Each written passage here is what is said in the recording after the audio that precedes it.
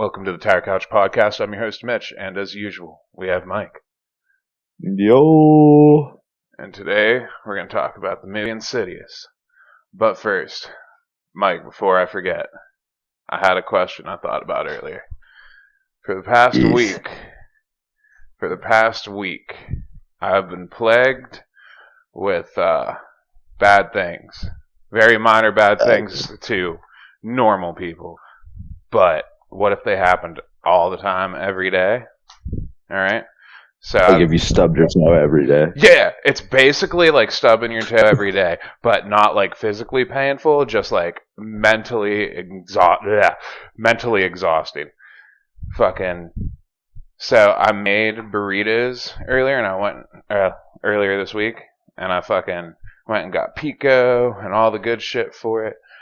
And then when I finally pull the meat out and build this burrito, no agave chipotle sauce, bro. So that is like my normal burrito sauce. It's like $5. Fucking so good. And then I went to go get cereal earlier today, and I opened up the fridge. No milk. Yeah. I didn't see the milk for a minute. I was freaking out. I was like, no fucking way, dude. And the milk was hidden behind some object in the fridge. I don't know what it was. And I had lasagna, and fucking I went to get the cheese out. There was just like a cup, it's a fresh, brand new one. I forgot to take the cover off. I started freaking out again, dude. I was like, no fucking way, man.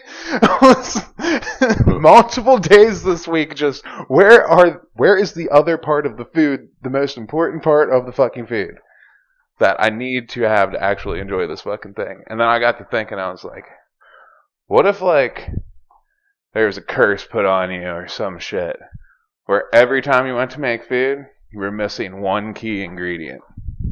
And you didn't find out till like the end, or till you like you just ran to the grocery store, right? You got all your shit. You made a bomb-ass spaghetti dinner. Everything's ready. The noodles are boiling. The fucking bread, the bread's in the oven, you know? And you gotta open up your cupboard, because you don't know how to make your own sauce. Like you're just an average American person. You don't make your own sauce. You get it in a jar, and you open up the cupboard, and there's no fucking sauce in the jar, dude. Or you get done making the spaghetti, and there's no cheese. You know what I mean? What if that happened to you every fucking day, every time you tried to make something? Wouldn't that be fucking, terrible? Whenever I cook with my stepdad, I have to watch as he breaks the spaghetti. Why? What's he do? Because he's like, oh, it's faster. It's like, no, it's not. No, it's definitely not faster. It takes the same time. Yeah, it takes the same time, and you get kind of like, I know the thing is, you don't break the spaghetti, but I mean, you do get more out of it. Like, more servings for more people. You know what I mean? I want the big noodles. I want the big noodles too, but whenever you're serving a bunch of people, break the noodles. Get way more portions out. They'll be smaller, but you'll get more portions out. You know? Get a bigger pot. Get more noodles. Both. Exactly. Both. Why not both? But yeah, man. So I suffered through like 2 days of incomplete burritos. I was so fucking pissed. Because when I make burritos, man, they're like all I eat until everything is completely gone for them. Like breakfast, burrito. Lunch, burrito. Fucking dinner, I'm eating that fucking burrito. Because that shit's awesome.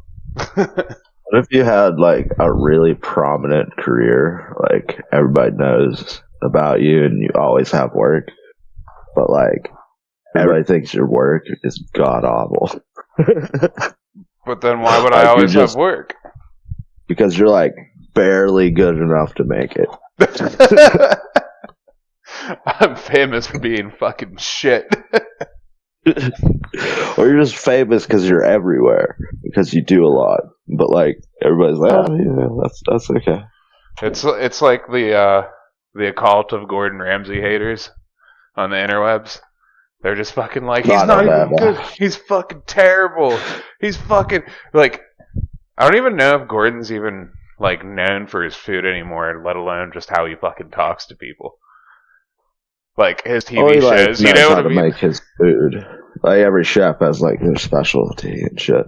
Like he's not like his grilled cheese, for example. What's his grilled cheese? It's just like these random cheeses that have like different melting temperatures, and it's like they're really hard to melt cheeses at the same time. So it's like, why? Like you're just trying to be fancy. You're not trying to make a grilled cheese sandwich with like your intelligence as a chef. You're like, this cheese is good. Grilled cheese is toast, right? So you have like some half melted cheese on some toast. And it's like, okay, this is not a grilled cheese. I fucking love the fucking basic grilled cheese, man. My favorite is you get fucking Casey, like fucking randomly made this. She got like she got hot pepper cheese and grilled the cheese and had like some kind of meat on it. I forget what it was. And pickle with honey mustard. Like all together on this grilled cheese, quote unquote. And dude, it was so fucking baller, man. I don't know why it was so good. Fuck, man. It does have everything I like in it, though. I always want to try the meme grilled cheese, where it's a grilled cheese sandwich made out of cheese. It's like you cook a slice of cheese until it turns like into that like crusty cheese, and then like you do that with another piece of cheese, and then you put a piece of cheese in the middle, and then cook it until it melts, and then you eat it. I'd be mad at somebody for doing that to their pan. I'd be like, hey man, you shouldn't be cooking. You don't fuck that shit up. It'll never come undone. That ain't even no stick, man. Fucking dude. It's gotta be that stick, I would assume, because like, how else are you gonna make that? Move the pan really fucking fast so it doesn't stay stationary. Just vibrate it. Yeah, you could do that. Fucking dude. Every time I fucking use a pan, I put olive oil in that pan. I don't care what it is at all. It's getting olive oil in it. So I mean, olive oil is good for anyway. So fuck it. A mic stand or like, yeah, a mic stand or a mic arm, just like holding a vibrator on a pan while it just shakes it. No, I'll do you one better. A fucking clothes dryer that is also a stove. Put your clothes dryer next to your stove like it's not electrical hazard. Why hasn't that been invented yet, dude? You do all household chores all at once. You got your stove dryer, your stove dryer, and then you got your sink right next to you. I mean, it's perfect. You know what I mean? You just have like this Yuta appliance that is just this giant column in the middle of your house. And then like the hot water heater, the refrigerator, the furnace, it's everything. And it's cool too because we build like a little biome around it. So like nobody can cut, like dogs can't get in between your feet. And like it's I mean, that's what we say to trick the women into going in there, you know what I mean? So like we build a biome and the woman's in there, and she's like, oh, this is just great. No distraction at all. And you do like it all in one place. Marker from Dead Space. Just this giant column with a force field that like draws people to it. It's like, do your chores. Do your chores. It has like the big fucking black and white swirly thing above it. Or like a hypnotoad. Yeah, like just giant constant screen of a fucking hypnotoad. That'd be sick. The Dead Space lore is like this alien race makes this like monolith thing and it like vibrates kind of. And like it makes everybody slowly go crazy and they do things to further its agenda and shit like that. So I was thinking of it like that. Yeah, that'd be great. And like kids can't get to the person inside the biome. In fact, it's completely soundproof. It's completely soundproof. You just fucking whoever goes in there, I go in that motherfucker. I just do my damn chores, and it locks and doesn't let me out until I fucking do them. That'd be crazy. It's like you can like a two-way mirror type shit where you can see out of it, but nobody can see in it. And it's just like the fucking necromorphs, except it's children. They're like, Dad? And they look around, you see them, you slowly turn around, you're like, no, no. Oh my god. That'd be so fucking funny, dude.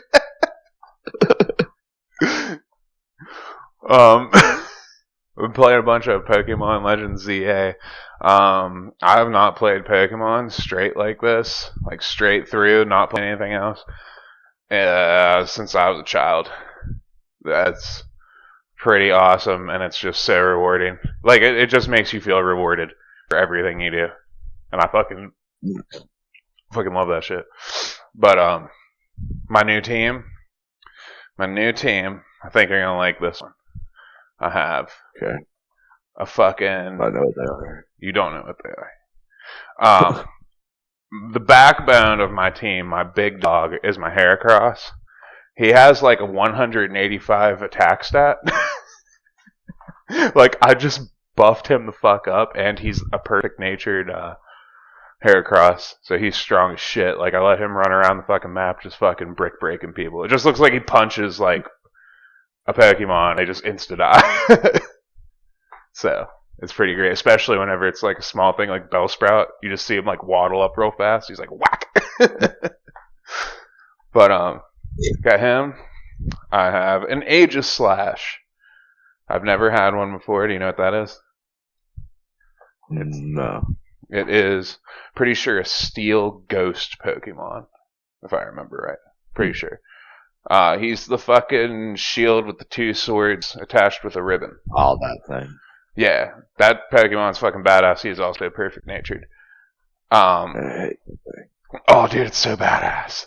Like, I don't know if it's so badass or the fact that I just love it so much. Because I love getting a new Pokemon on my team and, like, just raising it perfectly and just jacking it up with a whole bunch of fucking, like, iron and calcium and shit like that. Just see what they can do. Got a Feraligatr. He can also Mega Evolve. I got a fucking Charizard. Yeah, like Feraligatr is like ignored. Yeah, I mean, I don't know. Back then, man, it feels like a lot of people did pick Totodile. Like when me and Kyle played, I picked Cyndaquil, he picked Totodile. But then he showed me what that fucking thing could do, and I was like, that thing's crazy. But so this time around, I grabbed Totodile up. Possibly if you pick Feraligatr or whatever, that is the hardest like rival team. It's like the best or the best built I've heard. What, for your rival? Yeah. Oh, like his set that comes at the end of it? I forget if it's at the end or if it's like when he has a Bayleaf. They don't get a whole different set of Pokemon depending on the starter, do they? Nah, it's just like so. What is it? I think it's May. Yeah, they do actually. Really? It's like in the first one, if he doesn't pick up Blastoise, then he gets a Gyarados. What the fuck? And shit like that. But he always picks a Blastoise, I thought. Well, no, if you pick Charmander, he picks Blastoise. Oh, gotcha. And everybody picks fucking Charmander anyway, so. Yeah. I feel like Bulbasaur is the one that's like super ignored. Like, I don't know. I love Venusaur, love Pokemon, but I fucking hate using one. Like, I fucking hate it. Yeah, I love Venusaur. Besides... Yeah, some trainers, some guy that I've been watching, he brought up Golduck, and he's like, Golduck's often ignored, and I was like, yeah, I like love using him. I didn't even think about that. I've never known anybody to have a Golduck. Well, at least use one. I feel like I tried to use one for a very short period of time back on like Gold and Silver or some shit. Fucking Water Pulse, as soon as they introduced that move, it's just like, that's such a crazy good move. Like early game. Yeah, I guess that's true. after Charizard, my Charizard, he's kind of a fucking straight up pussy. Like, I mean, he can hit hard and everything, but man, he's like a fucking glass cannon. Like, he is of the timid nature, I think. So he's like a terrible fucking Charizard, nature-wise. So his stats are the exact opposite of what they need to be, I'm pretty sure. I'm not sure. Yeah, and I have a Gengar. You know, Charizard and what's his name? Cyndaquil have the same stats, like exactly the same stats. Oh, that's funny. Real. They worked on changing everything for the better in Gold and Silver from Red and Blue. They forgot to change the stats. Yeah, we're gonna copy and paste this one. Right. Fucking. I have a Gengar. He's pretty cool. I don't use him much. He's just kind of there to be my another ghost Pokemon, because I just love ghost Pokemon. And another Pokemon I've never used, what is the dragon thing that I can't remember? Garchomp. I have a Garchomp. Oh, you have a Garchomp. Garchomp's like the best. I have like 6 Gibbles, dude. I was trying to cut... I have never done this before, but you talk about it so much, so I decided to give it a shot this time. To find the perfect Gibble, I will have you know that I spent 3 hours looking for him, and he still didn't fucking show up. I caught so many fucking Gibbles, and when they do show up, they're hard to catch, I guess, with a normal Great Ball, so that's really annoying. And they're also a rare spawn. And the fucking stupid part about it is the wild zone that they're in, they're covered with drillbur holes. And you can see little drillbur fucking noses sticking out. So you have to run past them, which makes them fucking target you and pop out of their holes. And you gotta run around the whole fucking area looking at every single hole to see if you see a bluefin, and then a Gibble will pop out. And it's like 1 to 100 fucking dribble versus that Gibble. I've had 2 Gibble pop up twice. Everything else was either not at all or 1. So that was really lame. Gave up, and then I was like, well, I'm just going to get his evolution and fuck with it. Like, nature's never mattered in my team before, so I just gave up on that one, use that one. I don't know if I ever did. Wait. You're going to love this one. This is 10 times worse. I fucking tried to get a perfect Tyrant so I can get that, what's his evolution? I used him when I played X. Tyranitar. Yeah, Tyrant. I thought that was the green one. Yeah. Oh, that's the one I was thinking. The actual... I always want to call him Tyrant. Yeah. Tyranitar, too, but, fucking... No, the fucking actual T-Rex fucking thing. Yeah, so you have to go to the store and spend 20 grand on a jaw fossil. And then you run down the street, and you go to the research lab, you hit the elevator, you go to the second floor, you run over to the research dude, and I'm like, yo, here's this fossil. He's like, got you. And then he fucking plugs her in, and acts as if he is handing me something. And it's like, you got a Tyrant. And then I go to my box, and I check the nature, and then I go, oh, that's not right, and I have to do all that over until I'm broke, go make money, and then rinse, repeat. I also never found the perfect Tyrant. And that took a long time, too. So, yeah, I got pretty pissed about that nature shit. I don't know. Natures. Yeah, natures are annoying. Yeah, but, I mean, I got lucky with the Heracross. So. And my I thought you were just talking ones with high IVs. No.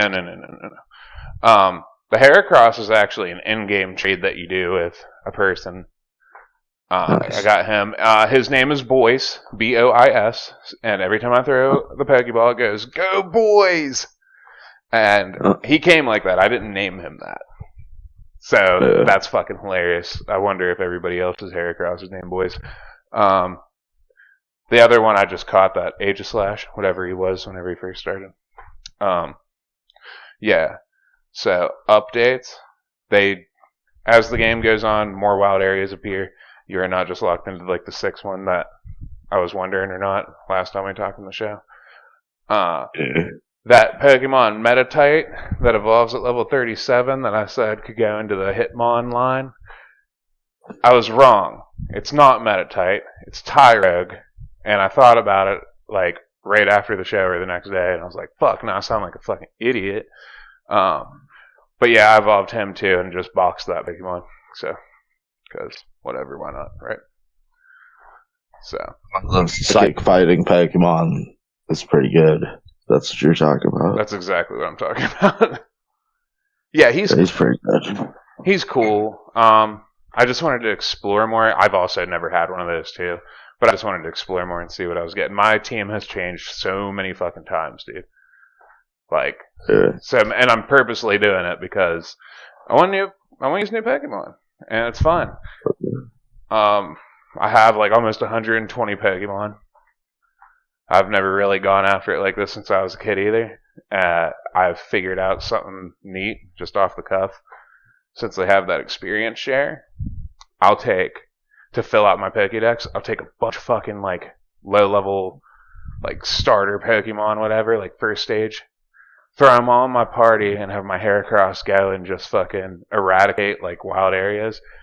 And dude, they'll just fucking launch their levels so fucking fast. I'm just evolving left and right. Like in 10 minutes, I had like 7 evolutions last night. 6 evolutions. Yeah. Like in 10 minutes. So I'm just like fucking filling my Pokédex up.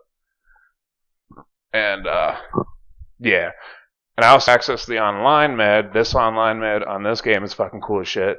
You do 4-way battles. Just fucking, it's just chaos on the field. And whoever gets the most knockouts, whoever gets the most kills basically wins. It's pretty fun, especially when you can pull your Pokemon as somebody's attacking them. So the attack misses, so it's like a huge game of strategy. And like running around doing crazy shit. The Wonder Trade. What's that? Sorry. Yeah. I feel like they had 3 on these battles in Pokemon before. I have no idea. I like double battles though a lot. I'm not a big fan of double battles. I don't know why. It does make the match go by faster, though, I feel like. Yeah. The Wonder Trade system was my favorite part the other night. I just got on there, and it's like, type in your key code. I just typed a bunch of zeros. And that's what I used to match with people. This dude understood the assignment without words. Because, like, you can't, like, really communicate. So I was like, hey, I got this Haunter. He's like, well, I got this Kadabra. And we traded. So we got an Alakazam and a Gengar. Or some shit like that. And then I was like, alright. I pulled out a shiny Ekans that I had caught. It's just a green boy. Whatever. I feel like I should have evolved him. But I didn't. He swapped his Pokemon.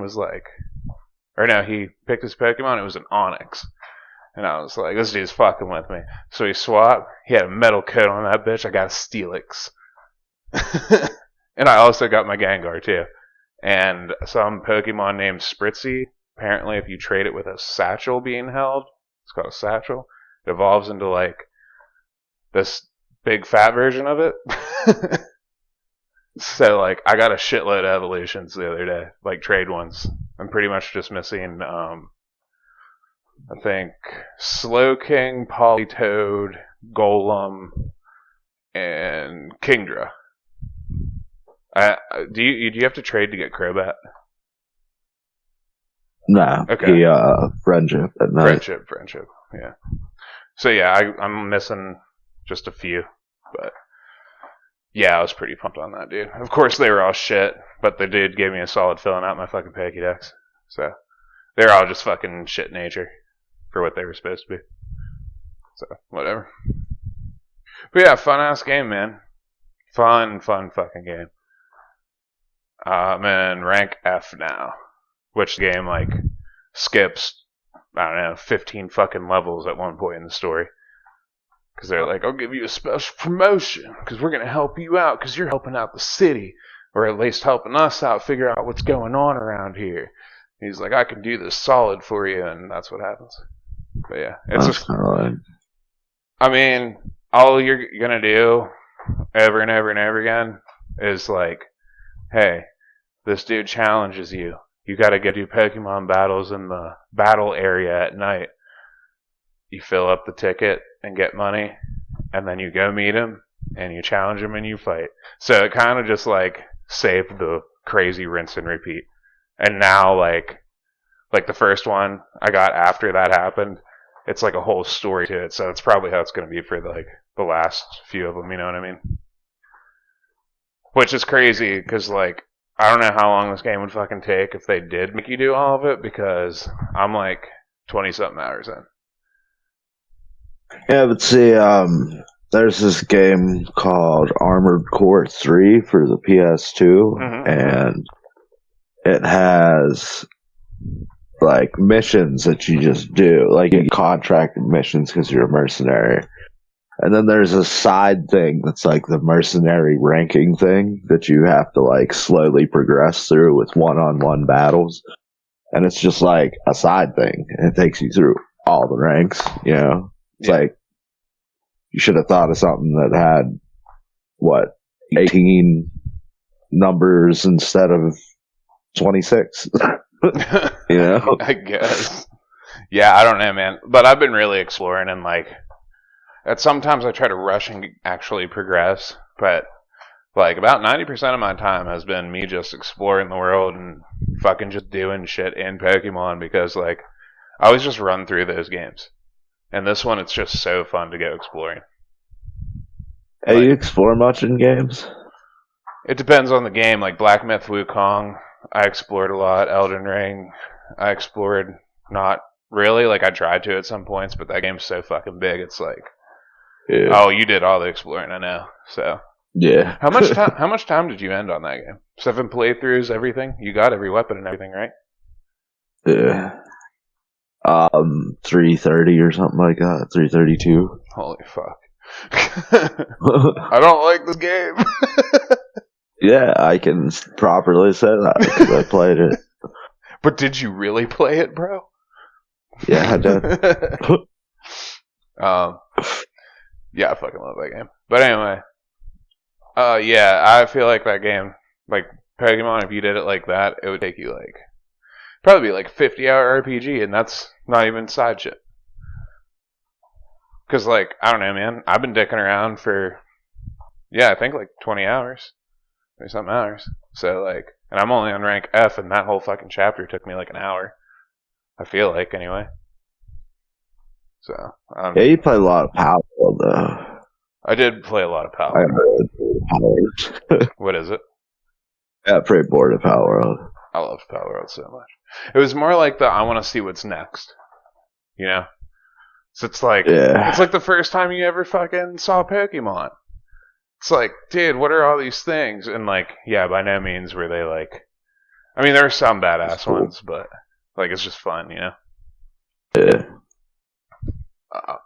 Yeah, other than that, still playing Bug Fables. You been playing anything? What is it? I was doing some Kenshi shit, like always. Had been painting a lot. What else did I play? I think just Kenshi and shit. Nice. Kenshi, Helldivers. I was playing the Middle-earth games, Shadow of War and Shadow of Mordor. Hell yeah. Did you by any chance go to Seashell Beach and Helldivers? You know what I'm talking about? No. Okay, so my buddy at work who's into like D&D and shit, he was telling, like, we were talking about shooters, and I was like, I can't fucking like get into them like I used to, dude, because like, I don't know, Destiny 2 was just great. Like the feeling of that playing that game was just like really fun. Like everything feels good in that game. Halo, yeah, I don't know. I just can't. After all that, I just feel like everything doesn't feel right. But he's like, dude, play Helldivers. I told him about you and Brandon playing it and shit, and he was like, all right, so like recently there was the black hole, like a planet turned into a black hole, and over like the course of 3 weeks went across the universe, and like there was like a mission that you had to do, and like a shitload of Xbox players like were like, fuck that, we're gonna go liberate this place, and they went to like this random planet called Seashell Beach and liberated it. Oh, okay. Yeah. I never like really organized anything. I just kind of randomly pick a planet, as long as it's not is it one of the ruined planets in the city? And what's the other one? I don't like the like jungly swamp ones. It's like I respawn every time you respawn. It's like a new Helldiver drops in, and the area I dropped into was surrounded by hills that you could not climb. So I was stuck in this area, and I'd like kill myself and then respawn like into the next area over the hill, which was also another like little landlocked place. Me and this dude got in there, like I was like, "Oh shit, dude, we're stuck." Do you have do you have chat? Like, yeah, I don't really use it. I usually, like most things, I just play solo most of the time. Oh, gotcha. Fucking yeah. And the cool thing about that planet, it's Seashell Beach. They call it Remember Beach, Remember Reach. Like from Halo Reach. I thought that was pretty fucking cool. When he said that, I was like, a little piece of my childhood, like, came back to life. It's like, oh, dude, I remember that shit. That was a fucking crazy story. Do you remember the enemies that you encountered there? In Halo Reach? On the beach you were talking about. Oh, he didn't tell me anything. He was just telling me, like, what happened with all the Xbox players and stuff. Okay. Seems like that game like brings people together quite a bit. The way people talk about it. Like I remember when it first came out, the videos were crazy. But yeah, you ready to talk about some Insidious? Hell yeah. Hell yeah, brother. All right, listeners. We're gonna talk about Insidious now. Insidious is a 2010 supernatural horror film, directed and co-edited by James Wan, written by Leo Whannell, I don't know, and starring Patrick Wilson, Rose Byrne, my bitch, and Barbara Hershey. It is the first installment of the Insidious franchise, and the third in terms of the series and story chronologically. What does that say? Chronology, I'm sorry. Wow. I don't know why I didn't know that word. The story centers on a married couple whose boy inexplicably enters a comatose state and becomes a vessel for a variety of demonic entities in an astral plane. Hell yeah. Basically, a married couple moves into a new house. Some demon dude's like haunting the place, and he's fucking weird looking. He looks like Darth Maul, kind of. And he scares a kid. He falls off a ladder. He gets up and goes to go to bed, and he won't wake up. But he's like, his brain's fine. He's totally fine. And then like the most ridiculous fucking shit happens in the world. I remember this movie being like scary and like actually pretty good. But now I'm starting to think it's only because so many people said that I believed it. And I thought it was a fun movie, but you know, like that, like outrageous fucking shit that they pulled, where they're like, "Oh, you're a traveler, an astral walker, or whatever the fuck they called him." Oh yeah. And it's like, what? He's like, you've been doing it since you were a boy, or he's been doing it since he was really little, and he's definitely gained some mastery in it, but it wasn't from him. He got that gift from his father. And his father's like, what are you talking about? He's like, check out all these pictures. And the chick shows him all these pictures, and there's ghosts in the background of all his childhood pictures getting closer and closer. And that part, like, really gave me fucking chills, truthfully, because that's just creepy as shit. What'd you think of this plot? I don't know. Like, it's whatever you get, like the gobbledygook talk. Like, it's hard to sell it.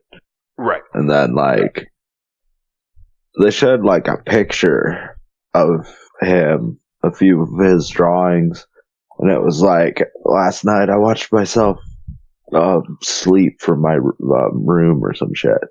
And then it shows like a picture of him flying off into space. And then whenever Dad like, I guess that's a spoiler, but like, whenever he astral projects to find him, he's like just in this blackness, and it's like horrifying. You know, like, I don't know I guess a kid could wander off into the darkness, or instead of just sitting there and crying the whole time. Yeah, I guess. Like, I don't even know. Probably just sit down. Probably be like, oh god, I'm gonna die in this place. But yeah, he astral projects and goes into their house, but in the astral plane. And no, they do not see the people in real time there. They see a whole bunch of demons that have been trying to possess him. And then he finds his son chained to the floor. Which is like so weird. I don't know, man. It's just so weird to me. And fucking Tiptoeing Through the Tulips fucking comes on, like earlier in the film. And there's like this fucking hectic, what did you call that fucking sharpening stone exactly? You called it like something. I don't know, you're like, it's a fancy something. Like the actual word for it. I was like, what the fuck? But he's like pumping a grindstone in this fancy ass room. And he's like sharpening his claws, which just look like gloves with metal tips at the end of them. And he just looks like Darth Maul. Like, his face is painted red and black in a weird pattern, and then he fucking jumps down and fights the dad, and he is absolutely terrifying, because he's like, has like a fucking long ass tail and like a straight black body with his claws and that weird face, and hooves, like his, like goat legs. Yeah. And he's uneven teeth and shit. And a super long snake tongue that's like as long as his body. He's like, it's like, whenever he's like getting his son out of the shackle, it's like, Dad, he's watching, or he's looking, or some shit, and it like shows him with his face and hands pressed against the glass, and then he like sticks his tongue out. Yeah, he's all kinds of pissed off, and then just like appears next to them, because that's what these kind of movies do. The dude from fucking peep the cast. Our favorite ghost hunter is back again, like, and we weren't intending him to be. He just follows us now. Bunch of Patrick Wilson movies. Yeah, Patrick Wilson. Yeah. I think I've seen him for a bunch of movies. Yeah, he also plays Ed Lorraine or whatever the fuck, or Ed Lorraine. I forget what his fucking last name is in the Conjuring movies that was based on the true people. He's in The Watchmen. What's The Watchmen? A comic book. Graphic novel. Oh, okay. I really like The Watchmen. Sick. But anyway, that dude's the dad, so he's back. And he gets him out. They fucking come back to their bodies, and everything's like totally fine, it seems. And the psychic lady goes to take a picture because he went to hand her something, like the dad dude did, and she saw his hands were not his hands. So she just like looks the other way and like snaps a picture, and he freaks the fuck out and strangles her. And then whenever Rose Byrne, his wife, goes up and grabs camera, she looks, and it's like this demon old lady or lady person thing. And then the screen flashes to Insidious, and it's like, and that's the end of the movie. I thought that was really stupid. She like does like the self-defense thing where they like flash strobe lights in your eyes, but it's like with a camera. It's like, okay, the ghost knows that you can see it through photos. You know that you can see it through photos. You obviously flashed it in the face when it is right next to you. You're an old lady. He is like a 30-year-old dude. Like, what the fuck are you doing? Like, what was the plan here? Yeah, I didn't think about this one all the way through. I obviously know you're a ghost now that I'm alone in a room with you, like 2 feet away from me. Yeah, but everyone else is literally in the next room, and that's like the dumb part. It's like nobody can hear this chick like being strangled. You know what I mean? Well, she's with her husband. His wife is with the kid, and they're like doing celebrating. I forget. Yeah, they're like celebrating or something. Yeah, that's true. But yeah, that shit goes down, and then it flashes Insidious and does the where thing, and fucking that scary movies like to do, like old timey style, which I actually really enjoy that little touch. But yeah. So the entire movie is the setup for the sequel. Essentially, because like it doesn't really. They get did good. Another old movie thing. Sorry.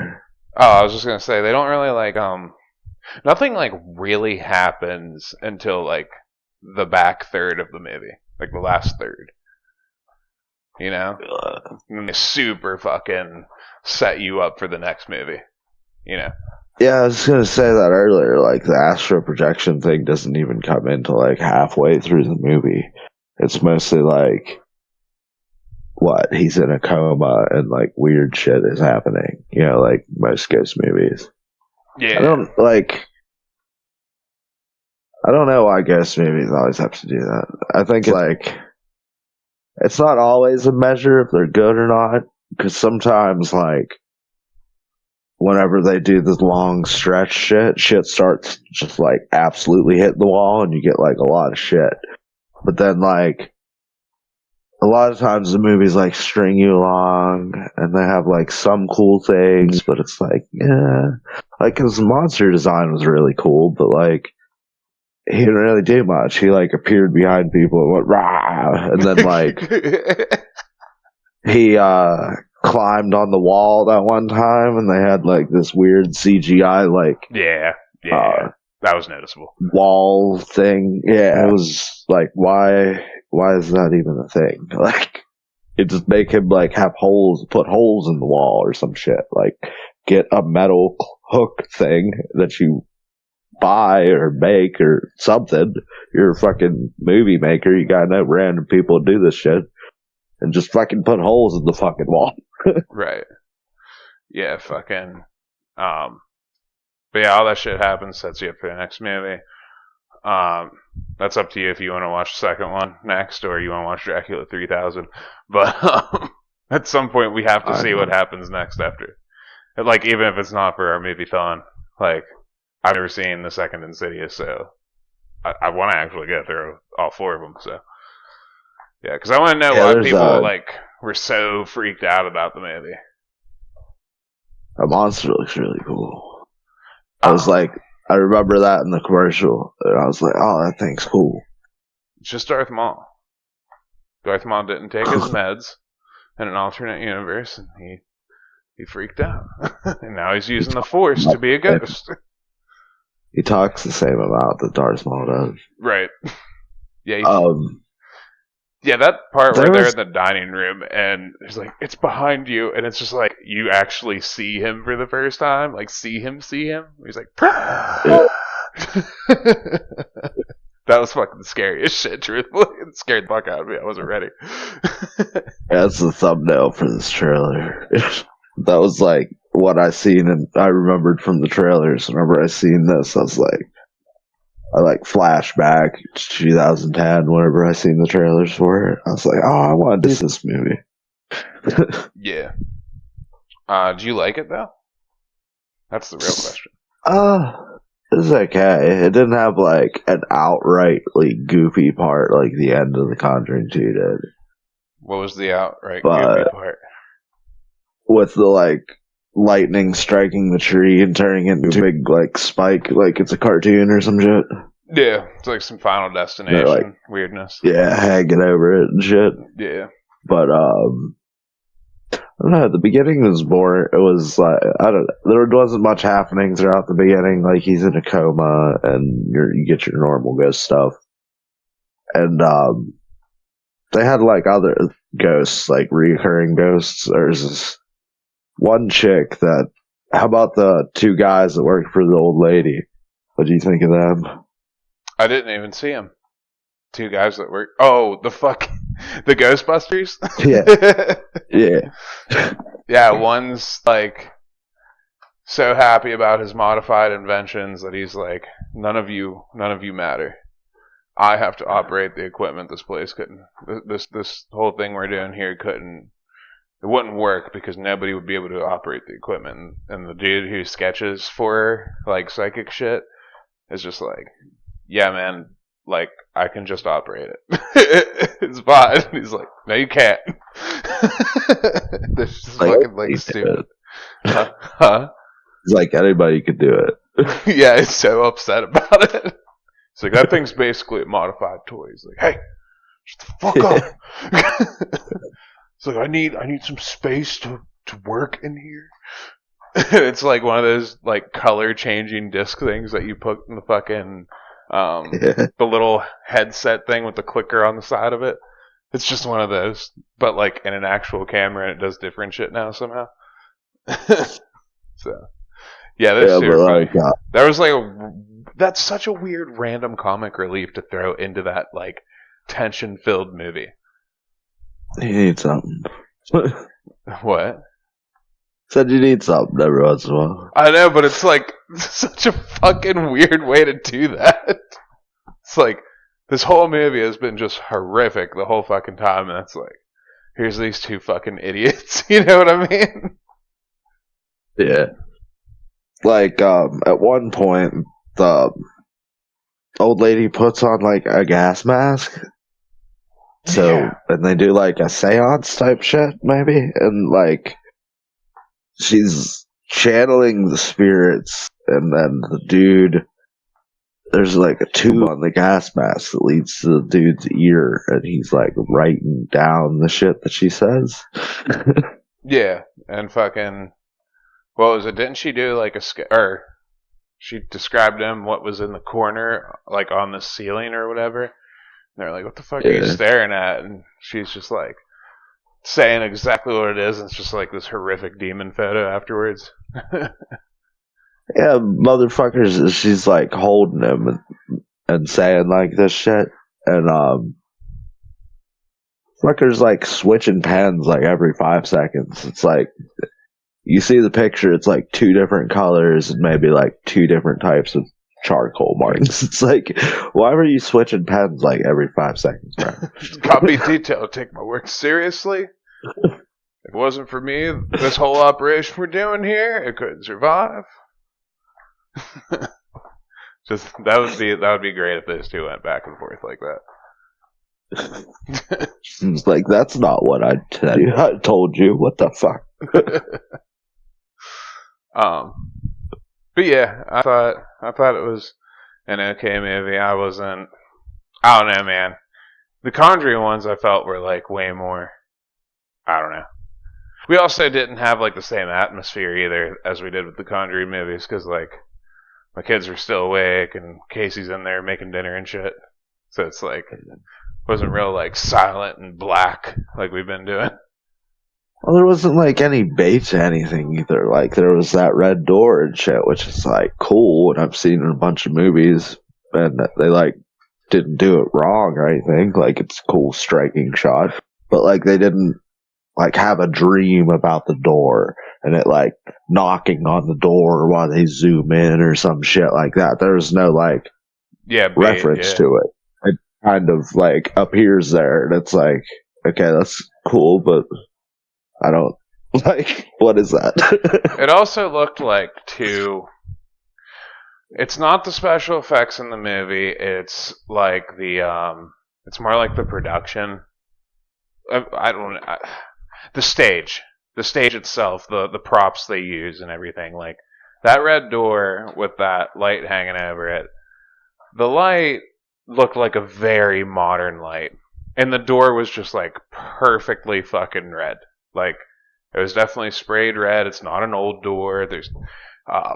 It's very clean looking. Like, everything looks so clean that, like, everything, like even the fucking, I know you like the fucking monster dude, but like the movie is so clean that it's just it just looks like a dude wearing face paint. Oh, look at that motherfucker's hair. It's like so dirty looking. What is It's like hair? the old emo days, except he just like patted it downwards. Yeah, but instead of made the little swoof. Yeah, I get it. Yeah, but to me, he just looked like a dude wearing face paint. Like there was no. It just seems like this was a play that somebody had in mind, and they just went with it. So we're just gonna film it with like a bunch of expensive shit, and it's just gonna look better. You know what I mean? It just looks. And see, like, I don't know. The Conjuring, like, they had, like, the little girl, like, do, like, creepy shit. Like, this dude's just in a coma, and they're like, his brother's like, can I have a different room? I hate it when he walks at night. And it's like, well, how's he walk? He's got, like, a feeding tube in him. Basically just, like a broken robot, like, walk, like, a little bit, and then get pulled back. Like, yeah. I don't know, like, it just didn't really do anything with a lot of the stuff they had. It was kind of like it was okay, and certain things were good, but like, yeah, it just took me out. The acting was acceptable. That the way the set was just kind of like took me out of it, you know. So yeah, it like really kind of fucked with like my shit where I was like, I can notice that so much that like I'm not drawn into this movie right now. Like I saw the door, I was like, I wonder what's gonna happen, but like that straight up looks like a stage prop. So like I was like, you know. Yeah, see, what was it with like the houses and stuff? Like the other movies we watched, they had like houses be noticeably like dirty and under repaired and shit to give it more of like an ambiance. And then like this is just like a really nice house that this dude has from being a teacher, and I don't think his wife does anything. Yeah, this doesn't make any fucking sense at all. Like teacher salary is not a lot, man. So like, and they moved like 3 fucking times in the whole movie, right? Yeah, they made it seem like they moved in with their mom at the second one, or when they moved the second time. But like, I don't know, because they have to invite her there, so I don't know. Yeah, I don't know. They fucking did that. Well, there was a for sale or a just bought sign or whatever outside the one house, so it's like the second house. So it's like they definitely bought another house, and both of these houses are like super fucking nice. And bro, you definitely selling fucking keys on the side for that shit, because that was some old money type housing right there. Like I don't know, man, doing something. They had like that's what I didn't understand either, because they were like moving into the house and shit, and they were acting like everything was okay. Well, not old money, but like thinking, very rich. Yeah.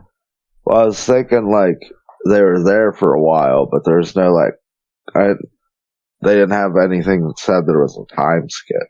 So I don't know if they like, because they seemed like calmer at the new house. And it's like, why exactly would you feel that way? Like, you don't know exactly, like, you don't know why anything fucking with you. And you know what I mean? And if it was just a house or something else. So, usually they have like, oh, we moved. And then like, we've been here for a while and everything seems okay. And then the ghost like starts fucking with them. Right. Yeah, like the ghost fucks around in broad daylight, like the fucking weird gray kid running around the house. Yeah, so that was one of the other ghosts that they just kind of throw in. Because what I was going to say earlier was whenever the one dude has the little camera with the different colored lenses, he was they were like scouting to see if the old lady should come there in the first place, and like he sees these two chicks smiling and shit. And then it says later in the movie that one of the chicks killed the other chick with the rest of her family. So I don't know why he's seen the two ones.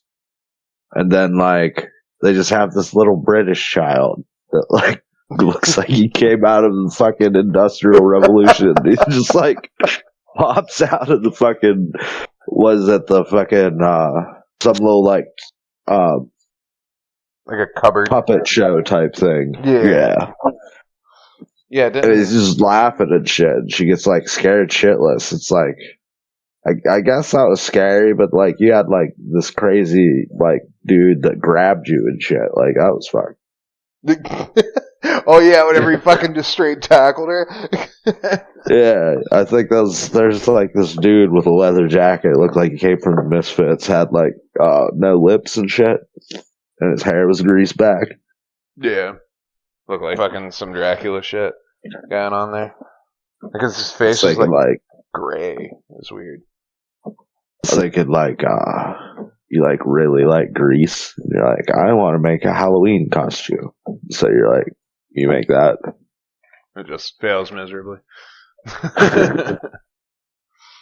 Yeah, he was like the bruiser dude that just kind of beat people up, and then yeah, that's what it seemed like. Yeah.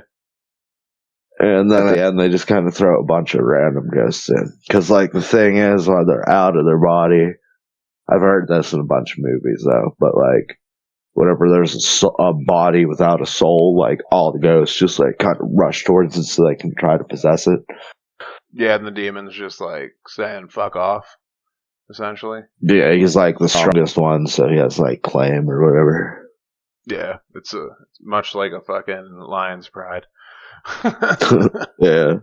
Which is kind of weird.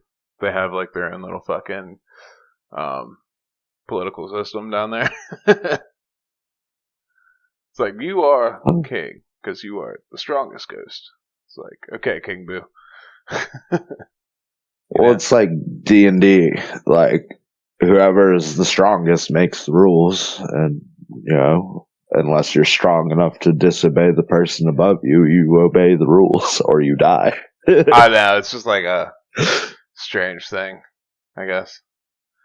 But yeah, that's the fucking movie.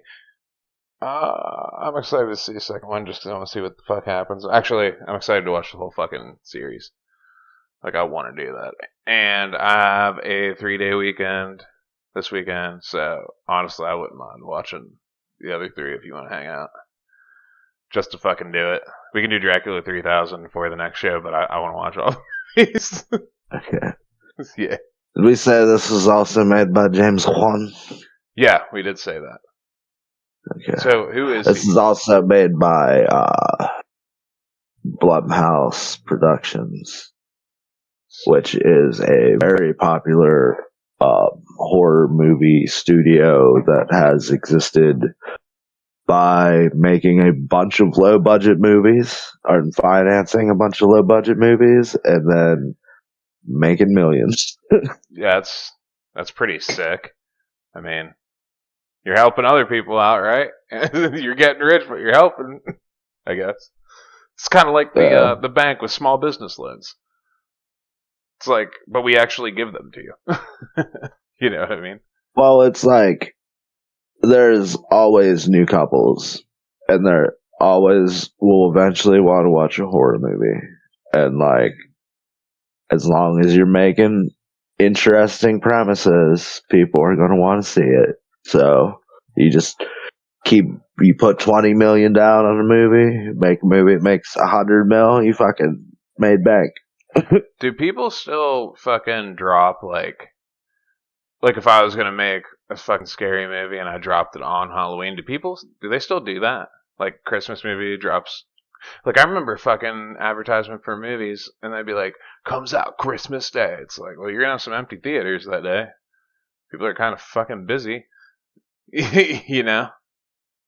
For some reason, like, Christmas and Thanksgiving, like, I think it's because there's so few places open because you have to pay your employees a lot more. But like, and it, like, who the fuck wants to be working on Christmas? But like, like, if you have a movie theater and you want to show a movie on Christmas, where else are people gonna go? So that's like they like sell the fuck out, and like some people like make that an event if they know it's gonna happen. Take your whole family out for whatever type of movie. Like, in bigger towns, which I'm kind of one of the things I get jealous about bigger towns is like they have multiple movie theaters. So they have to etch out like niches for themselves. So like there'll be like, oh, we're gonna have a room watch party, or we're gonna like watch all of the Jason movies, or we're gonna watch all the Lord of the Ring movies. They have like special events and shit like that you get to go to. Yeah, that's true. Fucking, I think they are running out of good ideas, bro. Because next to the IMDb list, IMDb. There's a list of up-and-coming horror movies and shows. There's a rated PG-13 one coming out, or it may have already came out. Yeah, I would guess so, because it says 2025, and we're damn near the end. So, it may have, because it has a Marcus Watch button next to it. But, I don't know. A loyal dog moves to a rural family home with his owner, only to discover supernatural forces lurking in the shadows. As dark entities threaten his human companion, the brave pup must fight to protect the one he loves most. That is a horror movie PG-13. I think I have suggested watching that movie before. Is it called Good Boy? Maybe. Yes, that definitely sounds like something I'd watch. Have you ever heard of Fido? The Pokemon? No, it's a horror movie. No, I haven't. One of my friends watched it. They're like, they hated it. And then I watched it. And it's like, people live in this really weird world where there's like a bunch of zombies, but like everybody lives in like the picketed fucking Americana 50s like style suburbs. And like, they have just big fucking chain link fences around, and they like keep zap collars on zombies and have them as pets. And like the kid, it's like Free Willy but with a zombie. And it's like really weird. Yeah, nah. There's another Anaconda. There's another Anaconda movie coming out, by the way. Oh, there's so many of them. But Return to Silent Hill. There's this reverse John Wick movie coming out. What the fuck? That I heard about. Why do I feel like that sounds familiar? This Good Boy movie looks horrifying. There's a person in like the worst looking furry suit. But yeah, with some Silent Hill looking shit right here, bro.